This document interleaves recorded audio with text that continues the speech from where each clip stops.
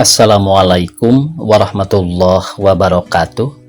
Pemirsa, subscriber YouTube Mang Cecep Gorobacep anu satia satuhu manco di mana wae ayana.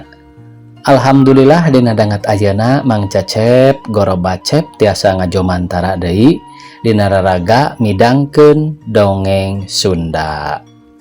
Dongeng anu baris kapidangkeun nyaeta judulna Sirod Jelema Gaib bagian ka-30. Ieu yasana Bapak Kasukarna. Satacan dipedahar ieu dongengna sakumaha biasa ngahaturkeun rebu nuhun laksa ketika bingahan ka anu tos satia satuhu manco ngomen ngalai kana ieu dongeng-dongeng Mang Cecep Gorobacep. Mudah-mudahan eta kasayan dibalas ku Gusti Anu Maha Suci. Amin ya Allah ya robbal alamin. Sumangga supados teu nyangkolong ting kana waktos wilujeng ngadangukeun.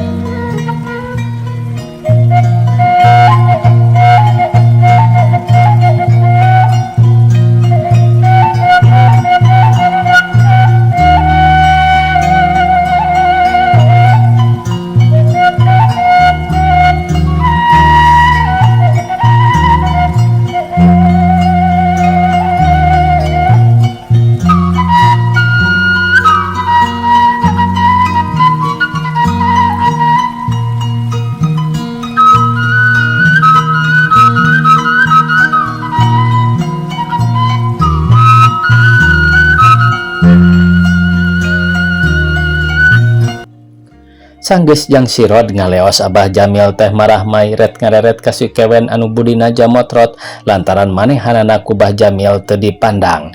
Kawas kasilih ku sirod pedah bisa nepak batu tepikeun ka ancur pisan. Tapi Abah Jamil imut najan si kewen jamotrot manehna mah teu ambak kalah pok nyarita ngomong. Kewen, bangga sulah jamedo di kawas budak kayang lahang. Ayeuna mah gara seuri sebab Abah bakal cagor di ubaran ku jang sirod. Cagor gara kewen sing percaya ka Abah. Ayo gara gumbira seri atuh ilaing teh kewen. Bah Jamil maksa kudu seri kasih kewen.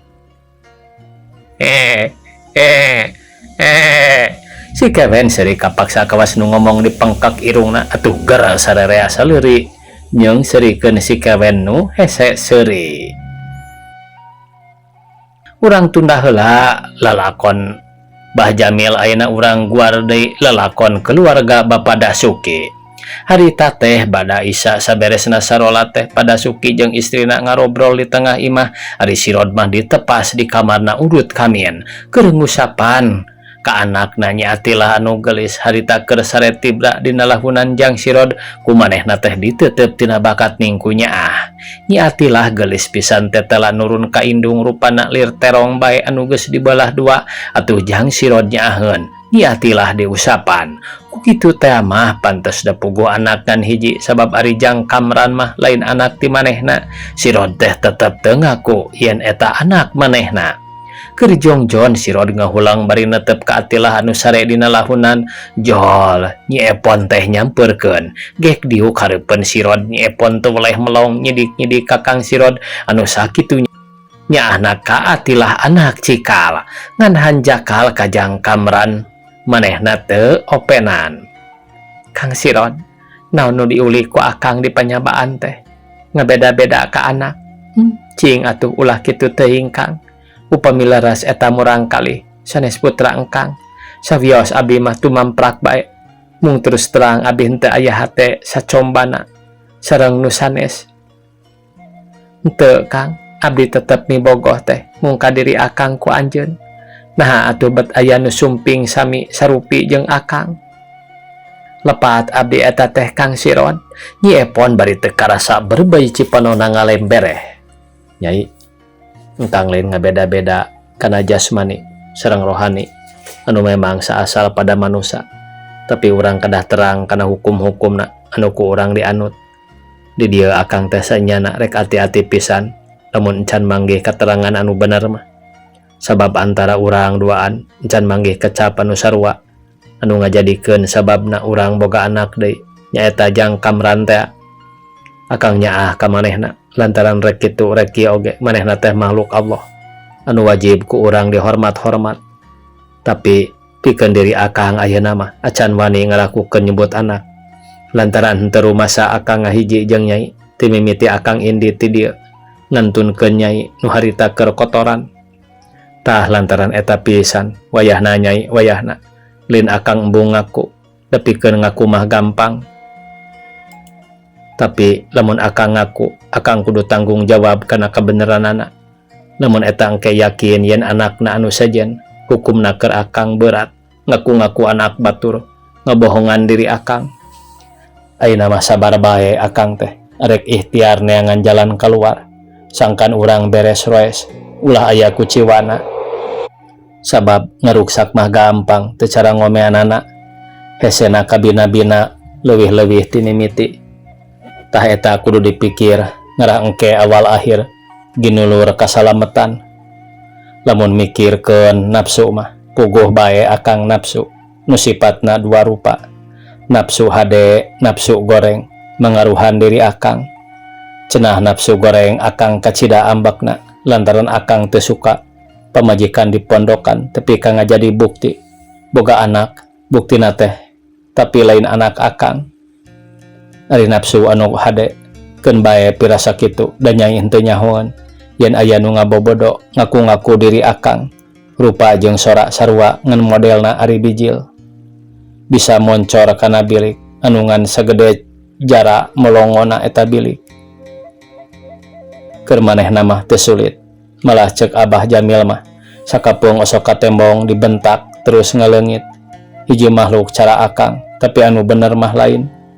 Tah omat pisan Nyi Epon nyai ulah lepat paham engkang sanes arek ngantep tapi ngantep eukeur ngintip saha makhluk nu cilimit kumaha wani geus ngaganggu ka bojo akang nu geulis.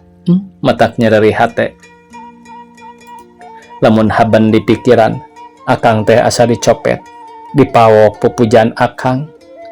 Nafsu birahi akang teh ka nyai mah ageng pisan lir nafsu nu hade teh kabojo kudu mondokan jeung kudu ngapi ngajaring. Malah sanya-nyana akang mun ningali nyai hate akang henteu kuat hayang ngagabrug ngarangkul teu kalis ku boga anak sabab nyai katinggalna beuki kolot beuki dontok beuki sepuh beuki lungguh matak uruy ningal gelung kabita ningali rarai anu mancur cahayaan lir dewi ti kahiyangan. Kumargi kitu nyai mugi-mugi ridho manah akang mah kantunkeun bae ke numaturan di dia sakapeung-kapeungan aya ku atilah anu geulis anak urang nu lungguh bubuden nurun ka indung matak deudeuh matak resep kayungyun pikeun nu ngasuh. Geura kalebet bumi atuh nyai ceuk sirod nutup caritaanana ngadenge omongan sirod Nyi Epon teu kawawa barebei cipanon bijil di tatadi ngalembereh hatena pating sareset jajantung deg-degan ratu ngadenge piwejang sirod anu ceuk hate Nyi Epon karasana kurang adil sanajan pinuh pamuji tapi tetep nyeit ati atuh pok bae ngawalon soanten nadu mareda.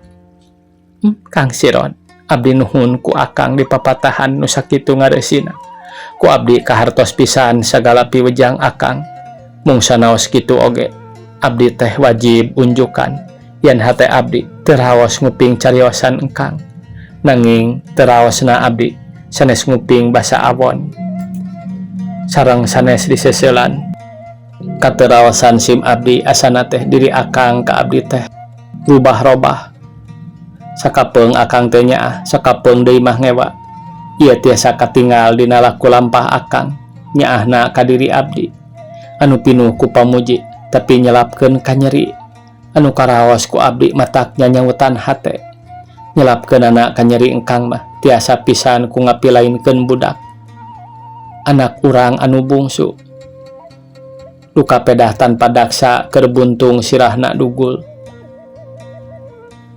matak watir ku Jang Kamran keur mah budak piwatireun hayoh deui ku bapana diantep di api lain anu nyeri namah abdi. Ari saena keur engkang upami henteu rumaos engkang mondokan ka abdi atuh upami bendu teh ulah bendu kaduaan lamun bendu kasim abdi atuh Jang Kamran mah boro pangku sapertos biasa ulah rek diantep bae lamun bendu kajang kamran lantaran engkang teu ngaku atuh tong ngantep ka abdi da abdi ge duriat. Tahun-tahun abdi ngungun hate ti belat ku engkang hayang geura gok patepang hayang ngobrol babarengan boh di luar boh di kamar betada teuing bungahna lantaran bakat kusono. Tapi cita-cita abdi ayeuna mah sabalikna kudu suka timbul duka kudu geget engkang cecep. Kang Sirot abdi ampun kedah kumaha ayeuna Nyi Epon bari nyusutan Cipanon. Nyai wayahna heula wayahna akang ayeuna keur ngatur ka mana jalan nu alus sangkan maksud Nyai lulus laksana sapanejana. Ari ayeuna mah mangga geura bantuan Nyi Atilah Sina Sare jeung Nyai mergi akang moal sare rek ngubaran Abah Jamil sugan bae diparengkeun ku Allah anu kawasa.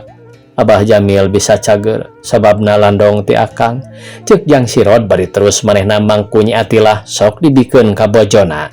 Gap Nyi Epon dipangku terus dibawa ka jero manehna teu loba omong dug Atilah dikedengkeun ngarendeng jeung Jang Kamran dua budak teh ditetep beungeutna atra tetela kacaangan cahya lampu atuh Nyi Epon teh melong netep ka anakna Antep ditilik disidik-sidik ditetep teu ngicep-ngicep. Nyi Atilah mani geulis beungeutna ngadaun seureuh kulitna hejo carulang pantes Kang Sirot rek geget kawas nu nyaah pisan cacakan keur leutik geulis komo lamun geus gedena moal salah matak bujrud lalaki pating kulinting ngalanglangan nu lenjang.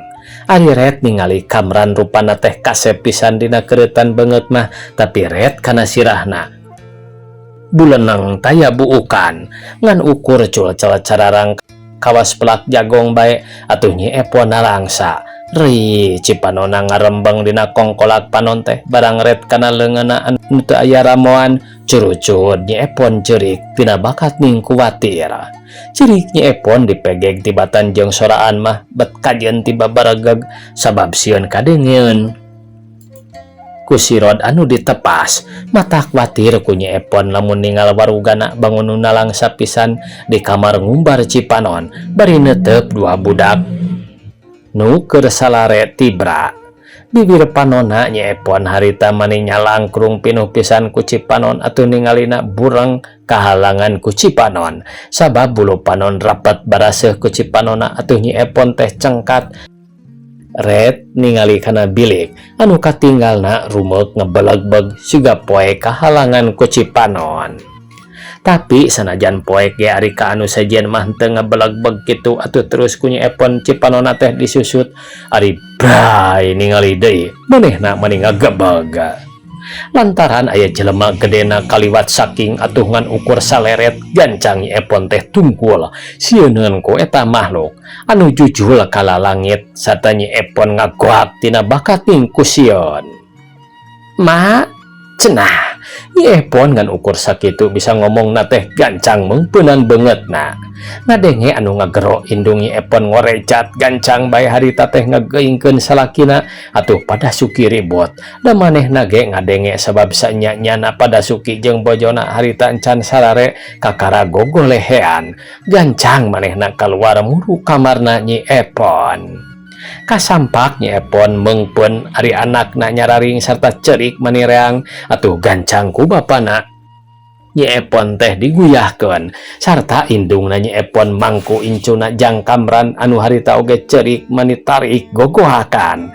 Ari Atilah ngahiung ngading diwet siga reuwas kabawakeun ku nu sejen. Nyai kunaon ngajerit kunaon aya naon Nyi Epon ceuk pada suki bari ngaguyahkeun Nyi Epon teh terus nyekelan tak-tak anakna. Abah aya nu ngabelegedeg jujul kana lalangit kamar bah. Aduh gila Abah jawab Nyi Epon ka bapana. Moal Nyai dedeulean urang bae meureun ceuk pada suki bari neuteup kawas nu hayang yakin. Ih sanes dedeulean Abah leres bieu teh ngan sajorelat meureun margi abdi ka bujang ngajerit. Nanahaon atuh make jeung aya makhluk jangkung-jangkung teuing cing urang tanyakeun ka Sirot bener atau henteu cek pada Suki bari gero ngagorowok. Jang Sirod, jang cing ka dia sakedap jang. Ngadenge nu ngageruan Jang Sirod nuker menekung diuk dina hiji bangku di kamar tempat sarena keur ngudag-ngudag nu eueuh neangan nu teu katinggal dipelang ditelak-telak hayangeun nyaho buktina ari geus kadeuleu mah manehna unggut-unggutan bari terus ngusap beungeut ret ka tukang ret ka hareup sarta ngarenghapna panjang kawas nu narik napas nyeseup hawa nu tiis keur kitu gero kadenge mitohana ngageroan atuh Jang Sirod nembalan. Kulan aya naon Abah cek Jang Sirod bari cengkat sarta jung nangtung. Kadieu sakedeung Jang Sirod pada Suki bari mangkunya atilah jung nangtung ari pamajikanana ngalahun Jang Kamran bari diuk dina bangku tempat sare sagigireunana Epon. Gancang Jang Sirod nyamperkeun ngagidig ka jero imah asup ka kamar Epon ari breh nyampak ngariung pamajikanana ceurik. Nya kitu anakna oge anu dipangku caririk atuh gancang Jang Sirod teh nanya ka bapada Suki. Kunaon ieu teh Abah? Bari netep kanu araya di dinya padahal manehna nyaho naon sababna pangna kitu da tadi geus dipelang waktu Nyi Epon ngajerit. Ujang, pamajikan Ujang ningali aya nu ngajega cenah jangkung pisan tepi kajujul kana eta lalangit kamar. Jawab pada Suki bari netep. Percanten ari Abah atawa henteu? Sirod nembalan deui. Aya percaya aya henteu? Percaya da kadeleuna ku anak sorangan pira aku ngabohong ka kolot ari manehanana ngajerit bakat ku sieun sabab manehanana ngajerit sabab ku sieun ari teu percayana pira aku aya makhluk jangkung-jangkung teuing tepi kajujul kana lalangit sagala. Jawab pada Suki bari netep. Ari kitu mah teu puguh atuh Abah. Ayeuna mah kieu bae atuh anu katingal ku Nyi Epon bieu teh. Anggap bae aya ngan ayeuna tos teu aya da buktina henteu katingal ku urang. Lamun tos teu aya teu perlu dipikasieun da puguh teu aya teh bade sieun naonana. Sanes kitu Abah. Nya Sirod ngan kumaha Nyi Epon meureun telu deungeun sare sorangan katilu jeung barudak mah kumaha atuh mun kieu bae heula Abah jeung barudak sare teh opatan sareng mana ari Ujang jeung Nyi Epon ngarah ulah keungeun teuing. Keun teu matakna naon Sirod da kitu kieu oge ayeuna mah masih pamajikan urang. Satuju kira-kira namun kitu? Sae Abah abdi mah teu kaabotan namung ayeuna mah abdi tos aya janji sareng Mbah Jamil yen engke tengah wengi abdi bade ngalandongan anjeunana. Atuh lamun Nyi Epon keung mah ngiring bae sareng abdi rek ngilu Nyai cek Sirod bari netep ka bojona nu keur nginghak. Pada ngiring Kang, jawab Nyi Epon semu nu bunga. Tah kitu bae alus atuh keun barudak mah jeung Abah cek pada Suki bari ngajak ka pamajikanana kaluar ti eta kamar. Leos bae pada Suki harita teh kalaluar bareng jeung bojo manehna ari Sirod jeung Nyi Epon harita terus kaluar arindit ka tepas imah geek dariuk dina samak teu arasup ka kamar. Atuh pok Nyi Epon nanya tina bakat ningku heran pedah Kang Sirod diukna teu daek di jero kamar. Kang Sirod nahan teu diuk di jero kamar Kang? Nyi Epon keun bae tempat mah teu jadi soal pikeun urang mah apan keung Nyai teh lain. Lamun keung nya urang di dieu bae bari ngantosan waktu anu ku akang keur ditungguan. Waktos naon Kang Sirod? Jawab Nyi Epon heran. Tengah peuting anu geus dijanjikeun ku akang ka Abah Jamil.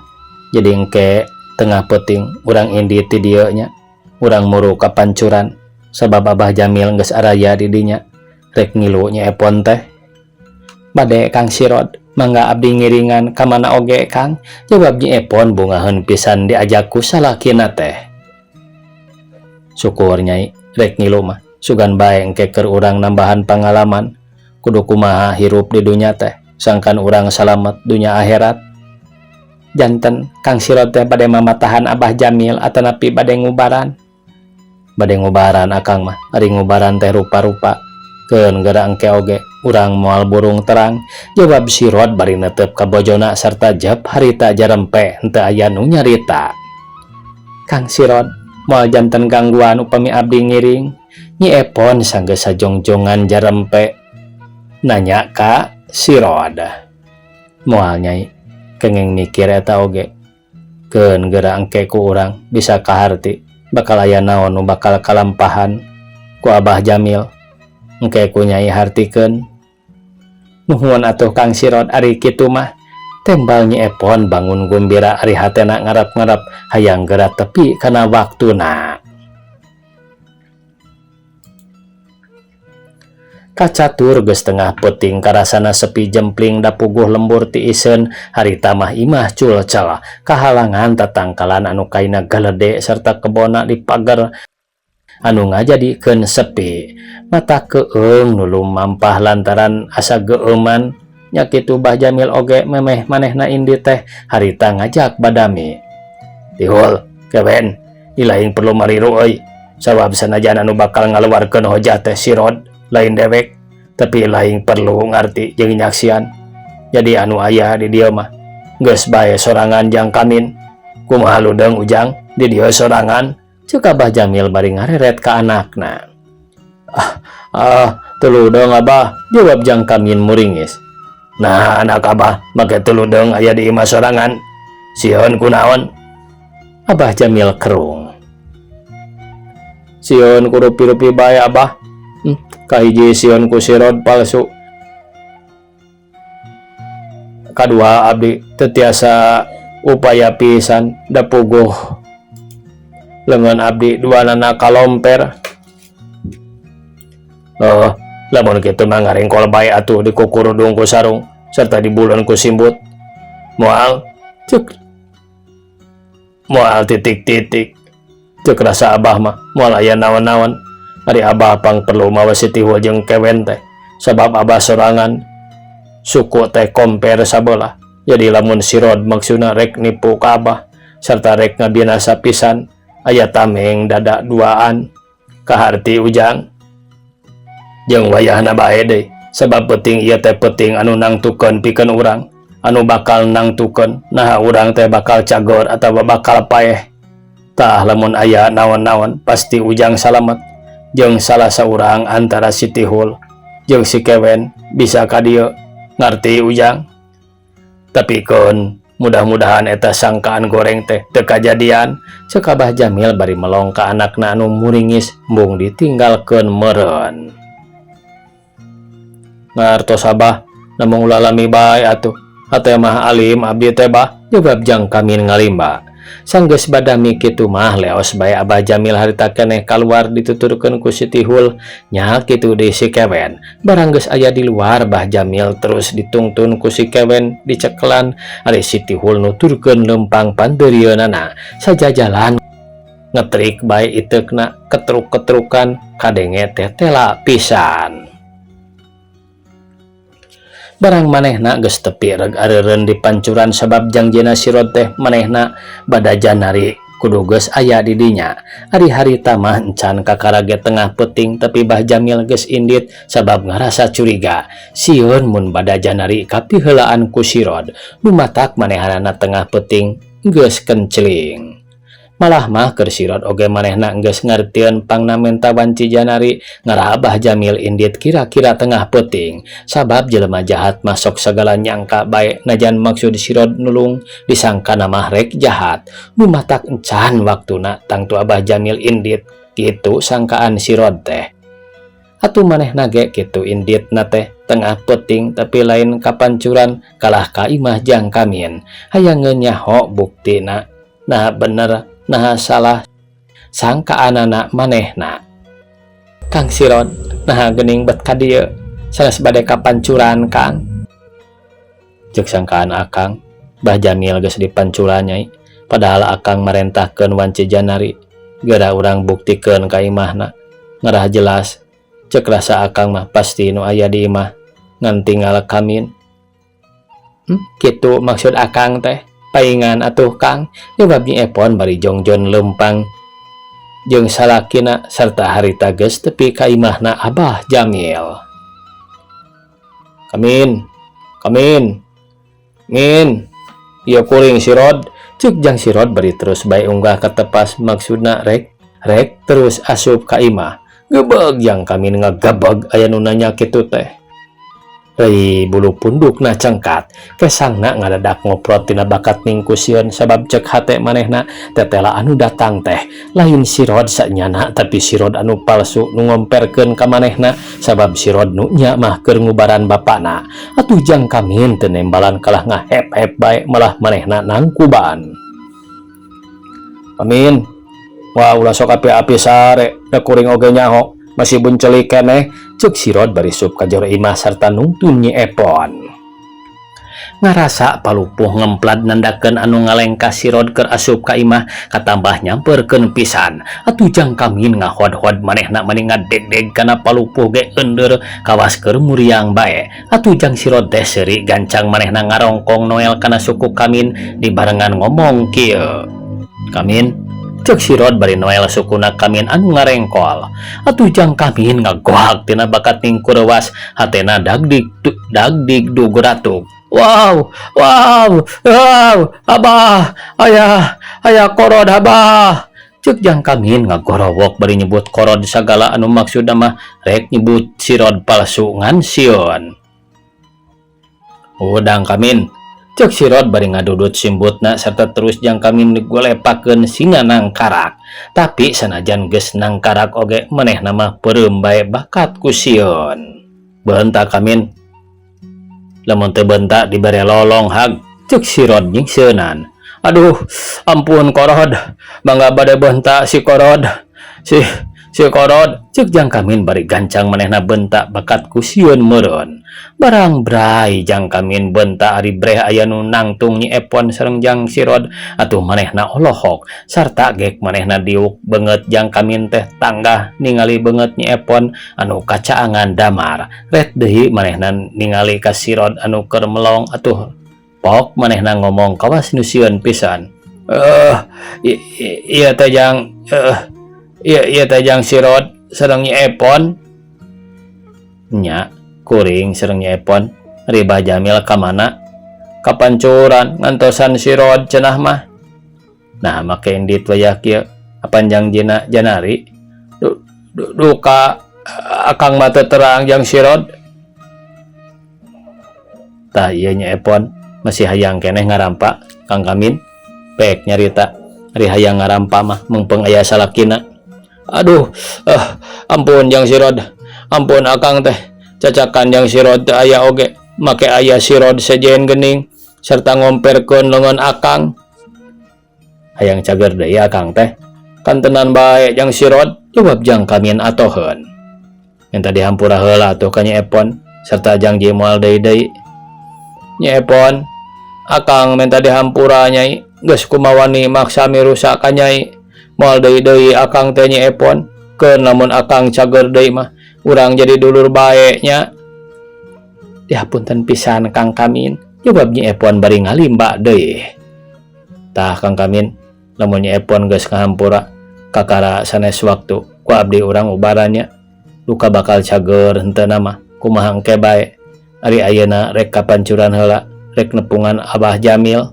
Cuk sirod bari terus amitan, leos manehna kaluar dituturkeun ku Nyi Epon. Teka kocap pamirsa di jalana harita sirod geus tepi ka tempatna Abah Jamil anu keur jongjon narangtung sarta haban lurat tereret tinggalian ka jang sirod. Sok sieun sirod leka ngabongohan rek binasa tapi barang ngareret harita sirod keur leumpang nyamperkeun manehanana atuh manehna atoheun bari netep kanu dua. Jang sirod sareng Nyi Epon harita pada nareuteup bari jeung ngarasa heran sabab sirod kadinyana. Nah bat mawa Nyi Epon atuh Bah Jamil teu ngarti kana maksudna sirod teh.